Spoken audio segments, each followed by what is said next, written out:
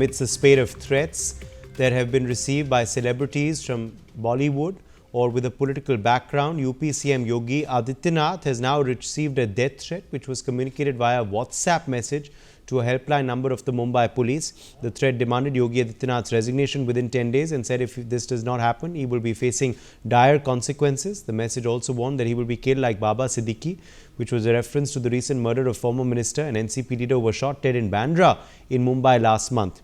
A 24-year-old woman has been arrested for allegedly sending the threat. The woman, identified as Fatima Khan, who has done BSc in Information Technology, resided in Ulhasnagar area of neighbouring Thane district of Maharashtra with her family members. The woman is well qualified but mentally unstable. Now the big question that arises is, are these threats real or are they hoaxes, and what is to be done about them? Joining us live at this point is RVS Mani, former Under Secretary MHA.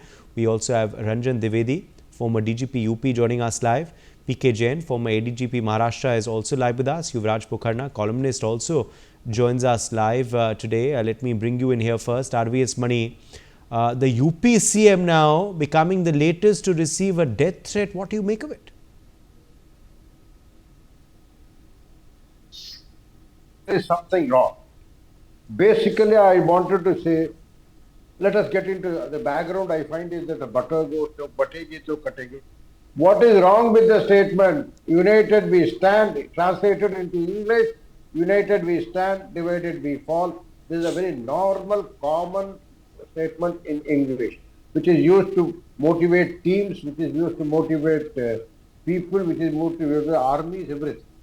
So I do not know where is the provocation. Why do they look into communal color of everything? See, basically, the person who has now, and this is the second part of it, I will come to it. It is really ridiculous that we are, and see the amount of resources which will go waste on reinforcing, re-auditing, checking. Forget about the investigation or other cascading formalities. Right, because a small threat to one of the top, the chief minister of one of the largest populated states cannot be taken lightly. And he is a democratically elected chief minister and a very... so basically, why do they do this? Who is doing this? Whether there is a deep state behind, whether there is a particular foreign hand, are they disrupting? And more importantly, in the last 7 years or 9 years, whatever time he has been ruling the United States, one, law and order has improved leaps and bounds in the UP. Number two, I will tell you the same UP which was a nightmare. Mr. Dwivedi has been a DGP. UP earlier, it was a nightmare in many cases in many kasbah, smaller towns, for even women to walk out after 7 o'clock. Now any corner of UP, they are able to freely walk. So that type of curbing the political information interference, they have really taken control of the. Now the UP law and order is the domain of the police, not anybody else. No invisible hands and no for political influences, no caste-based interventions, no community-based. So these things, very objective-based, they are able to do a very professional job, and that proof of the pudding is in eating. That is one part of the story. What is number two is almost the riots have gone missing from the UP, which was a part of the map during the UP map during pre-2017 days, when the present CM had not taken over. So there are, that's it, and development, the investment, the GDP, on every front, the Uttar Pradesh has really taken deep, jumping on many scores, on many vital indicators. In this context, if any threat is received, I feel there is a national conspiracy, some foreign element, you all know which are all the possible funders, or which are the possible support mechanism to these, who are, again I am telling you, these people are they are using the gullible, highly technically very savvy people. This is not happening today. Even during the Indian Mujahideen days, we had identified that they always target the techno-savvy people, especially on the latest state of art. Now the mode of communication is a WhatsApp message or whatever it is. They might even camouflage the identity, everything. So this is another factor. Added to that, Added to that, the development part, the employment part, everything. Added to that, now this has become a trend that you throw the stone Yes. at somebody and play mental instability to wriggle out of this thing. It should be taken. The investigator should take it to the All right, Ranjan absolutely Devedi, will come not in give it. here. Thank you. Mental instability is being cited of the accused who has been arrested so far. Should this be dismissed then, as just a one-off, or should this be taken more seriously? Well, no, let me begin by saying that Chief Minister of UP, Yogi Adityanath ji, he is in any case an extremely high risk individual. And the situation as it prevails right now, very tense, all security measures would anyway be taken to protect him, regardless of any threat. So the first point is that this threat does not make any difference to the measures that will be taken to protect the chief minister. That's one. Secondly, now you see this lady is she's done some work in IT, and she would very well know that if I send a message on WhatsApp, it's going to be very easy to trace me. And in that situation, if she's sending a message, means two things. Firstly, that she must be a part of groups which are extremely communalized, and there must have been discussions in those groups that somebody should do something vicious to the Chief Minister of UP. And I think it would be useful for the police to investigate that. What group she is in, and what was the conversation going on over there, and who are the people who instigated her to send this kind of a message and take action against them. I don't see herself as a major threat anyway. And I think, if the police is saying that she's mentally unstable, the very fact that she is using WhatsApp, being IT savvy, using WhatsApp to send a message shows that, she is not capable of really applying her mind. But the people who are in touch with her, who instigated her to send this message, I think they should be the focus of investigation. And I'm sure the police will be doing that. Okay, let me take that quickly across to you as well, PK Jain. PK Jain, now the fact, of course, very clearly is that, the Maharashtra link has, of course, emerged with the arrest of this woman, reportedly from close to Thane, with connection of this threat to the UP Chief Minister. What do you make of this Maharashtra link emerging? And also, of course, is there a pattern to it? We saw recently what happened, of course, to Baba Siddiqui. We've seen many other threats to other celebrities and politicians, now to the UP CM as well. Are these linked? Ji, namaskar. Thank you for inviting me here. I would agree with two of my earlier panelists who spoke very clearly about the said threat. It was a hoax call. It is a hoax call. But at the same time, this mental instability factor that they are trying to project is not correct. In many of such cases, in my experience, the people who have taken this excuse of mental instability and doing something which is very serious in nature does not hold ground. This lady is educated. She has sent the WhatsApp message to the same Mumbai Traffic Police WhatsApp group where the earlier threat to Salman Khan had come, where the threat for extortion had come.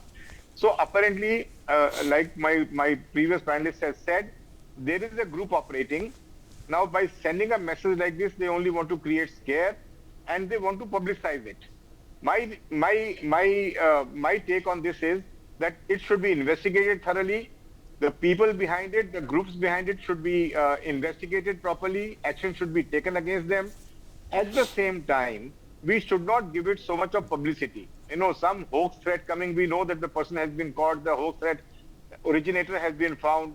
We should cut it down there itself, because all terror and all mafia activities, they survive on wide publicity. The more we discuss this case, more people get encouraged to indulge into activities like this. In the earlier case also, somebody has been nabbed in Jamshedpur, if I'm not wrong. Now in this case also, somebody has been nabbed from Ulhasnagar. A person from Jamshedpur and Ulhasnagar are way miles apart, and yet there is a common thread of sending a message to the Mumbai Traffic Police. I think we should take it very seriously, and we as my previous panelist has said, CM UP is already more than adequately protected, and that protection will continue. So nothing is going to happen to him. Yet there is a reason to be careful all the time. There's no reason for anybody to down his guard. But in such cases where such post calls are come, the perpetrator must pay, and must pay heavily. We must make an example of such people, whatever excuse they take of whether instability or being swayed by somebody or whatever it is. So my take on this is that we must investigate it thoroughly, go to the roots of it, and take very, very stern action as per law. Okay, let me in fact quickly go across to Yuvraj Pokharna as well. Yuvraj, how seriously should these threats be taken? Of course, it's a hoax, but does that mean that we should take it lightly? How serious are these incidents according to you? Uday, at the onset, I would not want to trivialize this issue, because as an observer of politics, what I see is Modi 1.0 and Modi 2.0 had a free run, had an unblemished image, had an untarnished image with no loose point, no loose ends. Then came Modi 3.0 with a minor flick. And when I connect the dots, I see it is a bid to destabilize and terrorize the government. One thread here, one thread there, but in a way, if you connect the dots, they're trying to destabilize and terrorize the politicians themselves. And yes, I see an angle of US deep state or Canada, or even, so to speak, Mark Zuckerberg himself admitted his left-leaning proclivity. George Soros claimed $1 billion to destabilize the nationalist government led by PM Modi. His man Friday, his vice president of ORF Foundation, Open Society Foundation, Salil Shetty, was hobnobbing with Rahul Gandhi. And last 10 seconds, since the Modi had no loose ends till now, so what the plot seems to be now is to balkanize Bharat into caste and creeds. So this is the opposition's Indi Gadbandhan's narrative. Tumhari jaat kya hai, tumhari caste kya hai. So I see a larger picture to this. Yes. RVS Mani, quickly coming back across to you, who do you believe is behind this? If there is a pattern to it, if these different threats are indeed connected and not isolated incidents, then, what is the cause behind it? And do you also see a link between these series of threats, and who could then be behind it? Basically, let us get it very, very clear. There is a juggernaut of development in whatever way, whether it is balanced, imbalanced, that's for the experts to think. But the country is developing, and that is not palatable to many people, whether it is in Canada or United States or the certain places in the OIC nations and all that. So Turkey is against you. We are in support with Russia. So as a result, some people's feathers are disturbed. Canada is already turning hostile. They are also nursing certain terrorists in their own backyard. And when we throw them the evidence, they counter with admittedly no evidence, but only information to counter our point. So these type of things which are recently happening, this is one. Number two is I believe the Prime Minister had been batting for one election, one nation.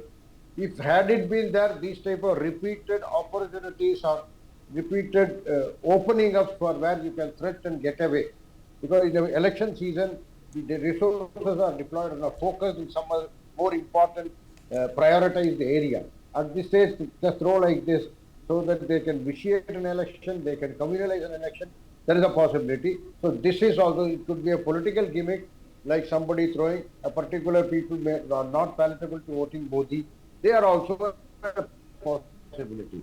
Baba Siddiqui also, still there have not been no proof about Bishnoi gang or whatever gang. The investigating agencies are there. Let them do the job. My point is, if somebody has killed somebody, let them do the job. Let us not keep cribbing. Those who did not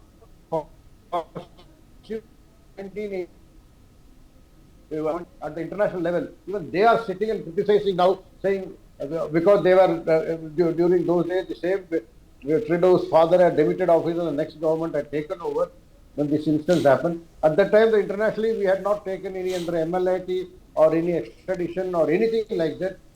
Not reportedly. We do not know. But now the same people are calling the kettle black. So there are so many factors about it, about who is doing it. One is the act of these type of terror threats. In an election scenario coming from Maharashtra, Maharashtra has been a laboratory of terrorism. Mr. P.K. Jain would show better. There are several factors which have suddenly reappeared right from 2005 Aurangabad armed seizure case to now on and on and on. The situation is one step forward and two steps backward. So Maharashtra, and it is also being a laboratory, the entire action is now on laboratory because it is a very unique state where southeast part of Maharashtra is actually plagued with the Naxal. Today also some Gondia area. Gondia, Gadchiroli.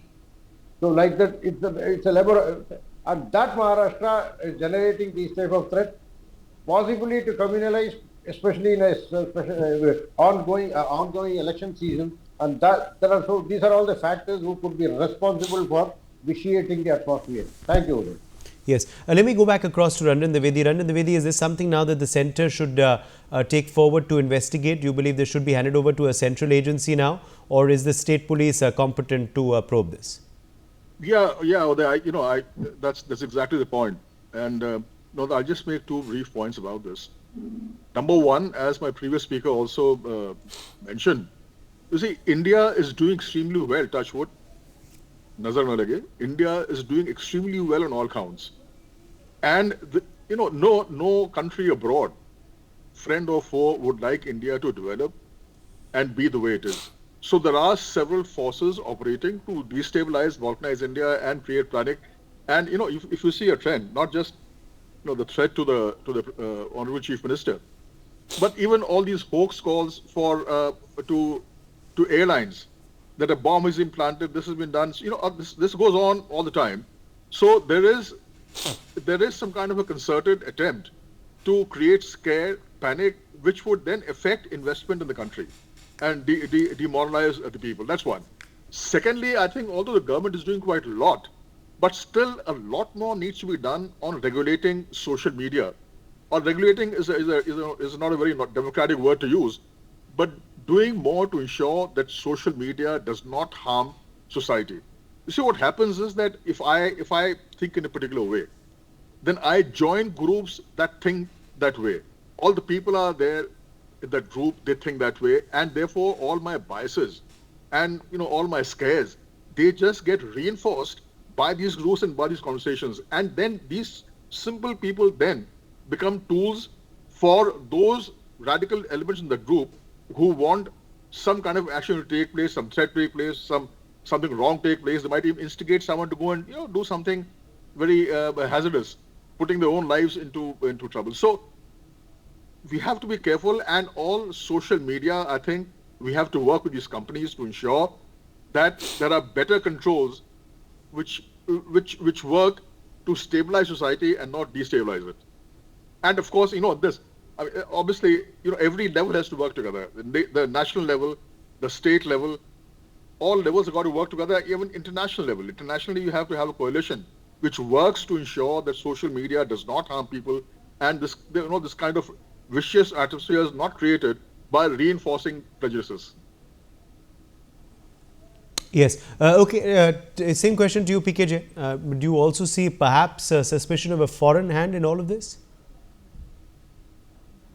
Well, in these threats, I don't see any foreign hand.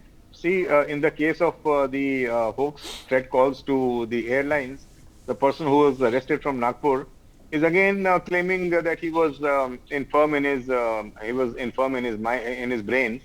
So this infirmity factor is being cited everywhere. I think the police should be on their guard. They should investigate these cases properly. See, foreign powers are playing a bigger game. They want to destabilize the country. There is no second thought about it. They want to destabilize the country. They have been working against the interest of this country. That's a fact which is accepted by, I think, all the intelligentsia. Now, but as far as the smaller incidents are concerned, I don't think they are a part of a larger design. But they may be groups. They may be part of the groups where such ideology, such thoughts are being propagated, and they get. Every time they get reinforced, they get, they get strengthened, their beliefs get strengthened when they converse on those groups. It is only the strict action in such cases which, to my mind, will put the things back in order. See, this is a recent phenomenon. It happens off and on. If the police takes stern action, they die down. Over a period of time, somebody again resurfaces. Again, the police takes action. Again, it dies down. But I don't see a foreign concerted hand in this kind of an activity. That's my opinion. Yes, Yuvraj. I just wanted to add to what PK sir said. He was constantly talking about some groups. So my only question is, who is funding such groups? And let's call a spade a spade. These are not just any radical groups. These are radical jihadi groups. That is one. Second, we have seen attempts to derail trains. We have seen hoax calls to airlines and to now prominent people, including the UPCM. We've seen the opposition try to balkanize India on caste fault lines, and with the Waqf bill in board, with UCC on the cards now. I think this is a part of a larger conspiracy, a larger plan to destabilize and derail country's progress, which everybody on the panel considered that yes, we are on the right track to progress. RVS Mani, your quick closing comment now. We're beginning to run out of time. As Mr. Jain also said and Mr. Dwivedi had also said, I would rather go, he was a little reserved over saying regulation, but what needs to be regulated has to be regulated firmly. Revisit the IT Act so that such type of, this is not an nefarious, there are many other nefarious activities which are going through social media platforms. Let us revisit the IT Act, bring in a chapter specifically for social media to connect it with to dovetail propaganda and these type of anti-national propaganda and individual threats, individual rights, nation security and all. Let us get a particular chapter on the IT Act so that stringent and the most exemplary punishments are prescribed on that. And there are, of course, it needs to be developing because the technology will overtake us and we will also have to be abreast. These are all certain items so that we get the systems in place that these type of people, and number two, the mental factor, the disability factor, infirmity factor. The mental infirmity, the old Literacy Act was replaced with the Mental Health Act. Unless and until it is proscribed as a mental health, or it is prescribed as a mental health, or a inquisition proceedings happen, no mental instability, infirmity, depression should be used as an alibi. This should be brought in the BNS. That it should not be used as an alibi to get away after committing a crime like this. Everybody should face the law very clearly, and the mental infirmity should be medically proved by inquisition. That's what I wanted. Okay. Ranjan Dwivedi.